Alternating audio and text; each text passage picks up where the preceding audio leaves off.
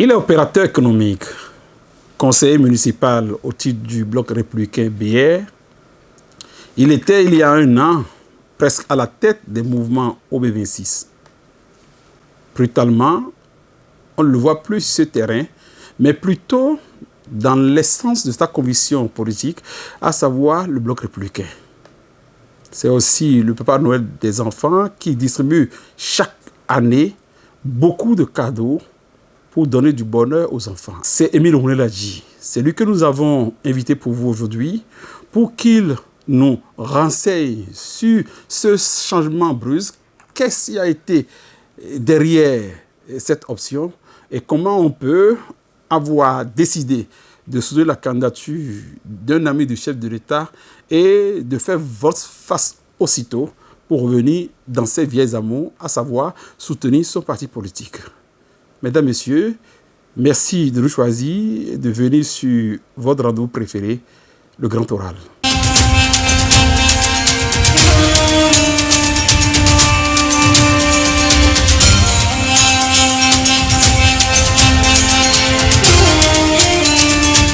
Monsieur Émile Rouneladji, bonsoir et merci de nous choisir sur BLTV depuis les studios de leader de votre parti politique, Abdoulaye Biotchane.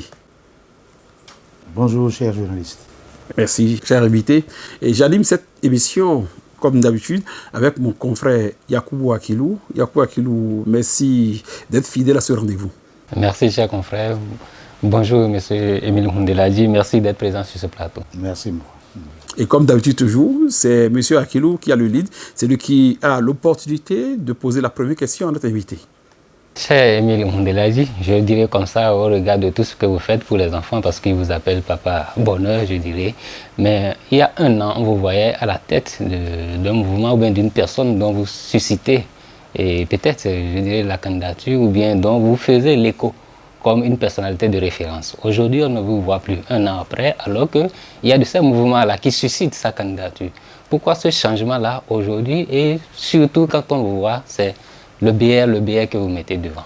Qu'est-ce qui est à l'origine de tout cela? Merci, monsieur le journaliste. Comme vous le savez, moi, je suis un acteur politique. Et j'ai été sollicité par un mouvement, OB 2026. Depuis un an, je les ai accompagnés. Mais suite à cela, je suis républicain. Je suis du bloc républicain. Je suis un élu au conseil municipal de la ville de Cotonou. Et j'ai été interpellé par le président du parti, je vais nommer le président Abdoulaye Biotchane, qui m'a expliqué le danger que nous courons et que le parti n'a pas encore donné son mot d'ordre. Et que nous venons d'un parti politique, il faut que nous respectons l'engagement que nous avons pris avant d'être sur la liste et de notre parti Bloc républicain. Donc, de respecter les choses. À partir de ce jour, moi, je suis sorti de ce jeu. Je me suis mis à la disposition de vos partis. D'ailleurs, vous allez constater que ces derniers temps, je bouge trop dans les hameaux, je bouge trop dans les quartiers, en portant le drapeau du Bloc républicain. Donc, pour moi, le Bloc républicain est mon parti et je suis à part entière républicain. Monsieur Émile Rouneladji, qu'est-ce qui a motivé cette parenté-là au profit des mouvements O26, alors que votre parti n'avait rien au départ? Bon, vous voyez, si tu es un acteur politique, les gens vont chercher à ce que tu accompagnes les mouvements. Et voilà, celui dont on parle, on dit l'ami de mon ami est mon ami. Il est presque tous les jours avec le chef d'État. Moi, je croyais que c'était le chef d'État qui était derrière. Après avoir été appelé par le président de mon parti, qui m'a expliqué que non, qu'on doit attendre le mot d'ordre de mon parti, même si c'est moi-même qui vais être candidat en 2026, et que je dois attendre que le candidat donne son mot d'ordre. Et que depuis, j'avais fait ça. Donc, je me suis arrangé. Je me suis arrangé et vous allez constater, comme je viens de le dire tantôt, que je suis mis à la disposition de vos partis. Je suis républicain. Voilà. Et vos amis du mouvement OB26, est-ce qu'ils vous ont lâché, est-ce qu'ils ils vous ont laissé ou bien continuent de vous tenir, de vous solliciter? Je vais parler de moi-même. Moi, Roundé l'a dit, vous allez constater, je suis républicain, je suis blanc républicain, que mes amis continuent ou pas, ça n'engage que. Moi, je me suis mis à la disposition de mon parti. Mais dans votre parti, il y a messieurs Adéi, messieurs Béanzin Frédéric, qui, eux, sont dans le mouvement. Est-ce que, puisque le parti ne les a pas punis, pourquoi vous avez eu peur de les soutenir dans ce mouvement et de revenir à vos vieux amours? Quel le bloc républicain uniquement? Voilà, chacun avec son ambition, son degré de comprendre les choses. Dès que tu viens d'un parti politique, dès que tu viens d'un parti politique, tu es un élu d'un parti politique, alors il faut respecter les mots d'ordre du parti. Qu'est-ce que vous conseillez au niveau du parti par rapport à Frédéric Béanzin et puis les autres qui continuent de soutenir ce mouvement malgré les dénonciations par voie de presse, surtout que le chef d'État n'a rien dit dans ce sens-là? Justement, comme je viens de le dire tantôt, ce rôle incombe directement à l'hiérarchie. Moi, l'hiérarchie a fait son job, ils m'ont appelé, je suis venu et j'ai respecté les paroles du président Ablaye Biachane. Donc, je ne sais pas si le même scénario a été fait à leur niveau. Donc, chacun défend son église, chacun se défend. Donc, moi, je me suis rangé pour être, comme je viens de le dire tantôt, pour être à la disposition de mon parti, le Bloc républicain. Bon, parlant du parti du Bloc républicain, quelle est l'assise réelle et générale de notre parti aujourd'hui à Cotonou, ville pour laquelle vous êtes élu, conseiller dans le conseil municipal? Qu'est-ce que le BR vaut aujourd'hui sur le terrain? Aujourd'hui, vous devez constater que les données ont changé. La stratégie a changé, puisque après avoir rencontré, comment dirais-je, une fois le président qui a donné des instructions fermes pour dire que, quel que soit ce qui se passe, nous ne devons pas perdre Cotonou, puisque tous nous vivons à Cotonou. Et nous sommes tous à Cotonou, on a grandi à Cotonou, on est né à Cotonou. Donc, il n'y a pas à négocier pour qu'en 2026, que le BR perd Cotonou. Nous n'allons pas, il n'y a pas d'excuses à faire. Donc, ça veut dire qu'on s'est mis au travail. On s'est mis au travail, toute une équipe, dirigée par le président Albert Tchane même. Et nous passons de quartier, dans les arrondissements de quartier, pour passer l'information, revoir comment dirais-je, les cellules, pour voir dans quelle dimension nous pouvons continuer les choses. Est-ce qu'aujourd'hui, au regard des dernières élections législatives où les démocrates vous ont damé le pion, est-ce que vous pensez pouvoir vous relever après cette chute-là au niveau de la mouvance? Justement, c'est pour cela qu'on a été instruit. Comme je viens de le dire tantôt, c'est pour ça qu'on a été instruit par le président pour dire que, bon, maintenant, revoyez les troupes, revoyez les éléments pour que ce qui s'est passé, s'est passé. Mais cette fois-ci, qui m'a plus pardonné. Nous sommes là pour un travail et il faut le faire et très bien.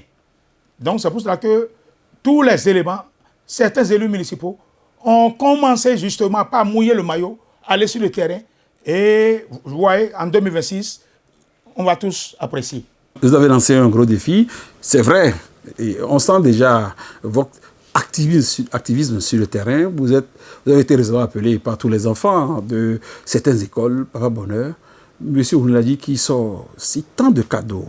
Cette attention particulière à l'endroit du volet social. Monsieur Ounladi n'étant pas il est élu, mais n'est pas nommé. Où est-ce que monsieur Ounladi trouve de l'argent comme ça pour être à la disposition du bas peuple? Bon, moi je suis un opérateur économique et vous avez vu, tamponné par le chef d'État, le social, Guidjo. Donc nous devons l'accompagner. Chaque citoyen doit accompagner le chef d'État. Le chef d'État, ça ne peut pas tout faire. Et ça a été maturé par Ablaye Biachane. Ablaye Biachane est clair. Si vous pouvez quelque chose, vous pouvez donner un sachet d'eau à quelqu'un, faites-le au nom du parti. Donc c'est clair. C'est pour ça que nous accompagnons le chef d'État dans ce sens. Est-ce que, bon, au niveau de vos actions que vous menez au niveau du parcours, est-ce que, de Cotonou plutôt, est-ce que vous pouvez l'étendre au niveau des autres communes? Parce que les gens ont besoin aussi de ressentir ce bonheur, surtout les enfants. Oui, moi je suis à Cotonou. Je crois qu'il y a aussi des amis républicains qui sont dans les autres localités, dans les autres départements, qui peut-être ils ont l'habitude de le faire aussi. Vous voyez, ils ont l'habitude de le faire aussi. Je parle de Cotonou. Moi, je suis à Cotonou et c'est, dirais-je, c'est une façon, comme je viens de le dire, d'accompagner le chef d'État. Martelez pas Abdoulaye Biachane. Chaque fin d'année, je donne au minimum 50 000 cadeaux aux enfants de Cotonou et environ. Donc, je me suis déjà préparé pour ça, pour la fin d'année 2024. Vous êtes un cas d'école comme Gbadamassi le fait dans la 8e circonscription. Vous avez certainement des conseils à donner pour que les gens puissent vous suivre dans cette dynamique. Parce que quand c'est bon, il faut apprécier et appeler pour que d'autres puissent suivre. Quel message vous avez à lancer, par exemple, aux autres conseillers municipaux des autres communes? Les autres conseillers municipaux n'ont qu'à emboîter le pas de Gbadamassi et de Koundeladi Émile. Vous voyez, comme l'a dit le chef d'État, il faut appuyer, il faut accompagner le chef d'État. Le chef d'État, là où nous sommes, n'est pas avec nous ici. Mais si tu peux quelque chose pour un enfant ou 2 enfants ou 3, 10 enfants, tu auras la bénédiction divine. Donc, il n'y a pas raison, tu es un homme politique, il n'y a pas de raison pour dire que de ne pas accompagner le chef d'État dans ses œuvres.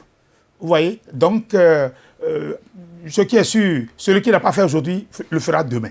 Monsieur Akilou, oui. Profitez après l'émission pour demander à ce que M. Oueladi, qui est souvent en Chine, qui nous amène des caméras, des drones et autres pour corser notre patrimoine au niveau de cette télévision. Mais avant, on peut recevoir M. Oueladi sans lui poser la question de l'heure, à savoir le code électoral.